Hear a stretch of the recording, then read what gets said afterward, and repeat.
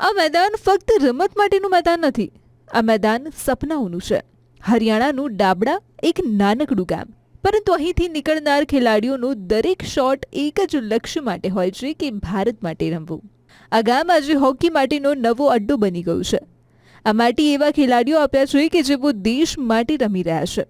એમાંથી જ એક છે રોહિત, જુનિયર હોકી ટીમનો કેપ્ટન, જેમની મહેનત આજે આખા ગામ માટે રંગ લાવી છે.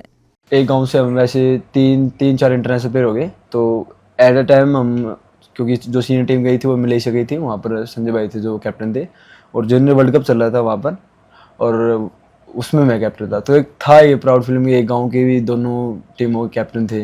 तो ये बहुत अच्छा, मतलब गाँव के लिए भी बहुत अच्छा वो. આજે હોકી આ ગામની ઓળખ બની ગઈ છે. દરેક ઘરમાંથી એકાદો ખેલાડી નીકળશે જ. માતા પિતા પણ જરાય અચકતા નથી અને બાળકોની આગળ વધવાને તક આપે છે. ખેતર સુધી સીમિત રહેનારા બાળકો હવે દેશના મેદાન સુધી પહોંચવાનું સપનું જોઈ રહ્યા છે. ગામમાં એક જ વાત સંભળાય છે કે અમારું બાળક ભારત માટે રમશે.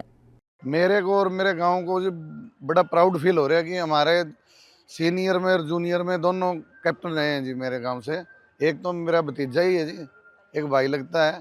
बड़ा प्राउड फील होता है. ये कोच साहब की देन है जो इन्होंने नींव रखी, जिस कारण की मतलब हो पाया ये गांव का. और आगे भी जी ओलंपिक में भी जाएंगे और गोल्ड लेके आएंगे.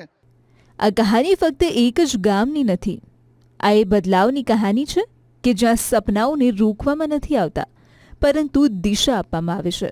જ્યારે કોચ ખેલાડીઓ પર મહેનત કરે છે, પરિવાર બાળકો પર ભરોસો કરે છે અને બાળકો દરેક દિવસે મહેનત કરે છે, તો એક નાનકડું ગામ પણ દેશને મોટા ખેલાડીઓ આપી શકે છે.